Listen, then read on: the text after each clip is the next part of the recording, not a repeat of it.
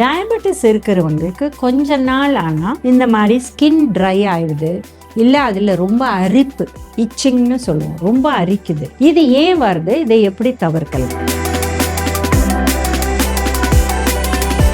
இப்போ டயபெட்டிஸில் நம்ம சுகரை கண்ட்ரோலில் வச்சுட்டோம்னா, அதாவது ஃபாஸ்டிங் 100 கீழே நம்ம எந்த உணவு பிரேக்ஃபாஸ்ட், லஞ்ச், டின்னர் சாப்பிட்டுட்டு 2 மணி நேரம் கழித்து நம்ம சுகர் எடுத்தோம்னா 140லேருந்து 160க்குள்ளே இருந்ததுன்னா இது கண்ட்ரோலில் இருக்குது. கொஞ்சம் தேங்காய் எண்ணெய் இல்லை ஆலிவ் ஆயில் ஏதாவது லைட்டாக ஒரு 1/4 டீஸ்பூன் எடுத்து நம்ம ஸ்கின் மேலே தடவி இந்த மாதிரி இருக்கலாம். உணவில் கூட நம்ம correct type of oils use பண்ணணும். நம்மளுக்கு ஒரு நாளைக்கு 3 டீஸ்பூன் தான் சொல்கிறோம். 2 டீஸ்பூன் நல்லெண்ணெயும் 1 டீஸ்பூன் நெய்யும் யூஸ் பண்ணலாம். இப்போ நீங்கள் நார்த் இந்தியாவில் இருக்கீங்கன்னா 2 டீஸ்பூன் கடுகெண்ணெய், 1 டீஸ்பூன் நெய் யூஸ் பண்ணலாம். இப்போ சரி கண்ட்ரோல் அவ்வளோ கரெக்டாக பண்ண முடியாதுன்னா ஃபாஸ்டிங் 110க்குள்ளே, பிபி 180க்குள்ளே இருந்தால் இட் இஸ் ஓகே. இப்போ பேசிக்காக உணவில் ஃப்ரைட் ஐட்டம்ஸ் ரொம்ப சாப்பிடாத, நம்ம இந்த மாதிரி healthy items, vegetable, fruits, salads, soups இது சாப்பிட இந்த இச்சிங் வராத தவிர்க்கிற மினரல்ஸ் நம்மளுக்கு கிடைக்கும். இன்ஃபேக்ட் டயபெட்டிஸ் இருக்குன்னு தெரியாதவங்களுக்கு ஒரு கிளாசிக் சிம்டம் என்னென்னா, ஜெனிஷியல் ஏரியாவில் இச்சிங் வந்தால் உடனே சுகர் டெஸ்ட் பண்ண சொல்லுவாங்க.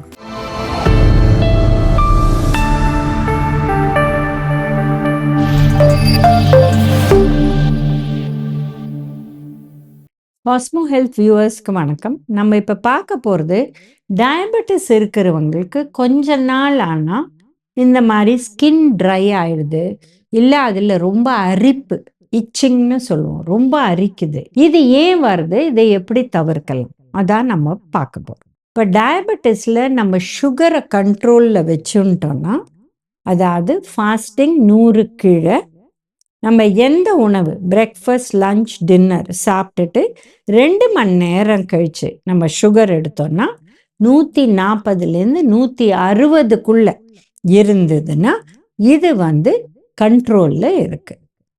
இப்போ சரி கண்ட்ரோல் அவ்வளோ கரெக்டாக பண்ண முடியாதுன்னா ஃபாஸ்டிங் 110க்குள்ளே, பிபி 180க்குள்ளே இருந்தால் இட் இஸ் ஓகே. இதுக்கு மேலே போச்சுன்னா ஃபாஸ்டிங்கே 140, 180, நம்ம போஸ்ட் பிராண்டியல் அதாவது சாப்பிட்டு 2 மணி நேரம் கழித்து இது 200, 250, 300 போகிறதுனா இது அன்கண்ட்ரோல் டயபெட்டிஸ். ஸோ அன்கண்ட்ரோல் டயபெட்டிஸ் இருந்தால் என்ன ஆகும்னா, நம்ம நம்மளுக்கு உடம்புல நிறைய சேஞ்சஸ் வரும். ஒன்று ட்ரை ஸ்கின் வரக்கூடிய வாய்ப்பு இருக்குது. இது ட்ரை ஆக ஆக நம்மளுக்கு அரிச்சு இதில் ரேஷ் இந்த மாதிரி ப்ராப்ளம்ஸ் ஜாஸ்தி ஆகக்கூடிய வாய்ப்பு இருக்குது. இன்ஃபேக்ட் டயபெட்டிஸ் இருக்குன்னு தெரியாதவங்களுக்கு ஒரு கிளாசிக் சிம்டம் என்னென்னா, ஜெனிஷியல் ஏரியாவில் இச்சிங் வந்தால் உடனே சுகர் டெஸ்ட் பண்ண சொல்லுவாங்க. இது one of the classic symptoms of diabetes. So அதனால நம்ம ஜாகிரதையாக இருக்கணும். நம்ம அதை மாய்ஸ்டாக வச்சுக்கணும். கொஞ்சம் தேங்காய் எண்ணெய் இல்லை ஆலிவ் ஆயில் ஏதாவது லைட்டாக ஒரு 1/4 டீஸ்பூன் எடுத்து நம்ம ஸ்கின் மேலே தடவி இந்த மாதிரி இருக்கலாம்.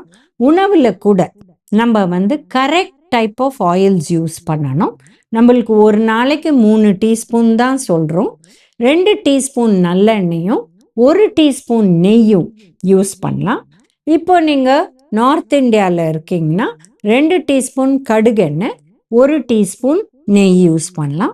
இதே கேரளா, கர்நாடகா அந்த மாதிரி இருக்கீங்கன்னா 1 டீஸ்பூன் தேங்காய் எண்ணெய், 1 டீஸ்பூன் நல்லெண்ணெய், 1 டீஸ்பூன் நெய் இந்த மாதிரி யூஸ் பண்ணால் நம்ம ஸ்கின் ஹெல்த்தும் நல்லாயிருக்கும். அப்புறம் உணவில் கூட நம்ம இப்போ நல்ல இந்த மாதிரி கொழுப்பு சத்து ஒன்று இந்த முட்டை, பழம், அவகேடோன்னு சொல்கிறோம். பட் இது நம்ம ஊரில் அந்த அளவு நல்லதாக கிடைக்கிறது இல்லை. பட் நீங்கள் இதே பெங்களூரில் இருக்கீங்க, இல்லை ஹில்லி ஸ்டேஷன்ஸில் இருக்கீங்க, ஊட்டி, கொடைக்கானல், இந்த இடத்துல ரொம்ப நல்லா கிடைக்குது. நீங்கள் அதை சாப்பிட்லாம்.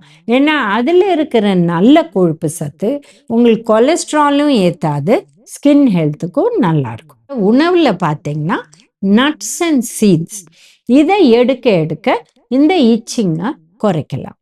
என்ன நட்ஸு? யாருக்கு டயபெட்டிஸ் இருக்கோ பாதாம், வால்நட், இந்த 2 தான் நிறைய எடுக்க முடியும். நிறையானா என்ன, 6லேருந்து 8 பீஸ் ஒரு நாளைக்கு.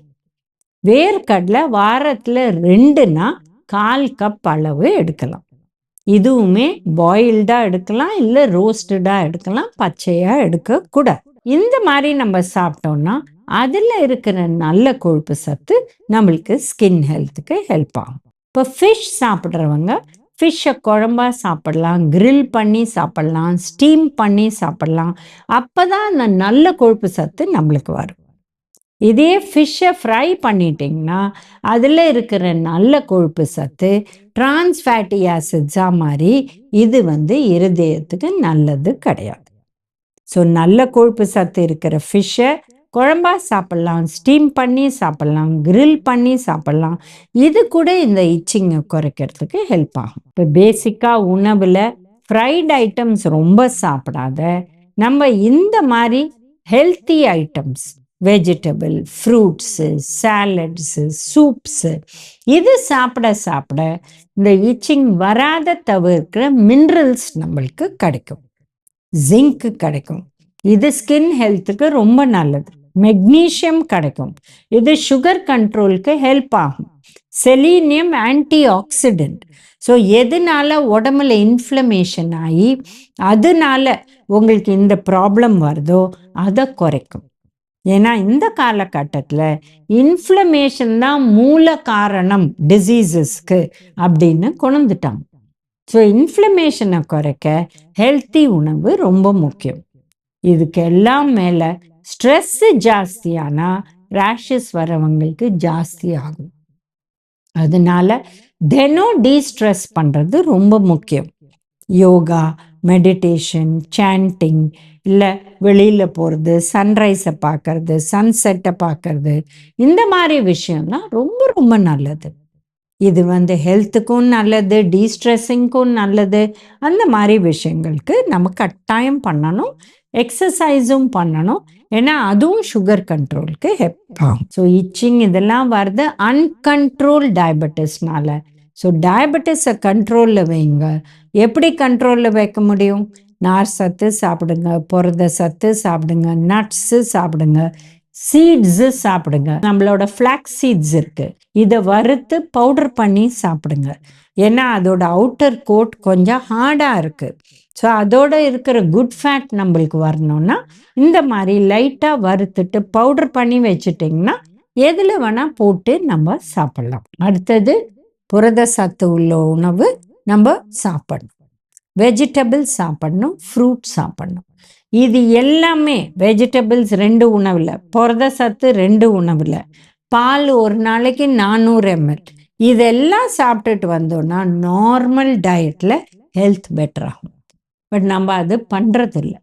நம்ம வெளியில் போகிறோம், ட்ராவல், இல்லை ரொம்ப சீக்கிரம் கிளம்ப வேண்டியிருக்கு, 1.5 மணி நேரம் போக வேண்டியிருக்கு ஆஃபீஸ்க்கு. ஸோ காலை உணவை ஸ்கிப் பண்ணிவிட்டு மதிய உணவுக்கு நடுவில் ஸ்நாக்ஸ் சாப்பிட்டு இந்த மாதிரி எல்லாம் பண்ணினா இந்த மாதிரி one of the problems itching skin வரும். ஸோ இதை ப்ரிவெண்ட் பண்ண நம்ம குளுக்கோஸ் கண்ட்ரோலை மெயின்டைன் பண்ணணும். இதுக்கு மேலே நம்ம லைட்டாக ஆலிவ் ஆயில், வாரத்தில் ஒரு தடவை எண்ணெய் தேய்ச்சி குளிக்கலாம். அண்ட் எண்ணெய் தேய்ச்சி குளிக்கிறதே கூட லைட்டாக வெந்தயமை ஊற வச்சு வெந்தயமை தலையில் நீங்கள் தேய்ச்சி குளித்தா குளிர்ச்சிக்கு குளிர்ச்சியும் வரும். அண்ட் இந்த மாதிரி டேண்ட்ரஃப், ட்ரைனஸ்னால் வரது தவிர்க்கலாம். இந்த மாதிரி விஷயம் நம்ம பண்ணிகிட்டே வந்தால் ஹெல்த்தியாக இருக்கலாம், ஸ்கின் இச்சிங்கையும் நம்ம தவிர்க்கலாம். ஸோ இந்த வீடியோவில் நம்ம டயபெட்டிஸ் இருக்கிறவங்க இச்சி ஸ்கின் வராத தவிர்க்கிறதுக்கு என்ன பண்ணணும்னு அதை பற்றி பார்த்தோம். மீண்டும் இன்னொரு வீடியோவில் சந்திக்கலாம்.